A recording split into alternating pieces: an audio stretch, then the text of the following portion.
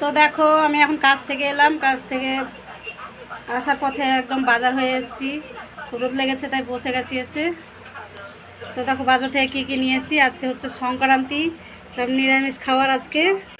এই যে কলমি শাক ভাজা হবে, আর হবে পটল ভাজা, কিন্দুরি ভাজা, আলু ভাজা, আর আছে ওখানে কাঁকরুল ভাজা হবে, আর হবে টক ডাল।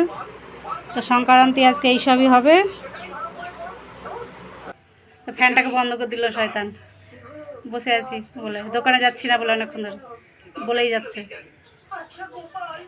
শাক বেছে ধুয়ে রেখেছি, আর হচ্ছে আলু ভাজার কেটে রেখেছি যে কুঁদরি, আর হচ্ছে এই যে পটল কাঁকরুল ডাল বসিয়েছি। তো ওই পাশে আলু ভাজা হয়ে এসছে, আর এই যে পাশে হচ্ছে পটল ভাজা।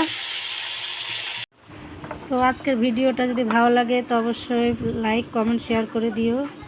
তো তোমাদের কেমনভাবে করো সেটা জানিও।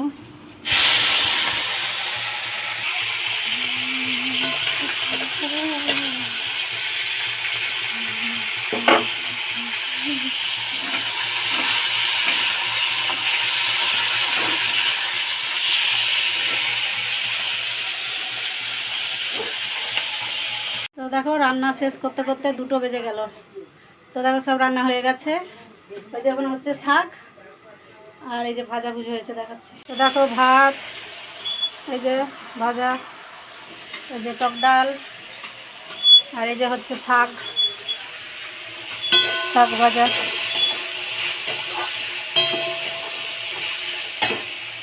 তো কীভাবে তাড়াতাড়ি রান্না করলাম, আগে কেটে নিয়েছি, কেটে নিয়ে তারপরে 2 দিকে 2টো কড়া বসিয়ে তাড়াতাড়ি করে ফেলেছি। কড়া না বসালে এত তাড়াতাড়ি হতো না, 3টে পার হয়ে যেত।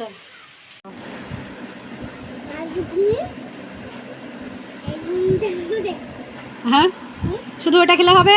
ভাতের সাথে খাও। জয়িতা ভাত খাওয়া শুরু করে দিয়েছে। তো তোমরাও বেশি বেশি করে ভাত খাও টক ডাল দিয়ে। সুস্থ থাকো, ভালো থাকো, সবাইকে জয় নিতাই। আচ্ছা।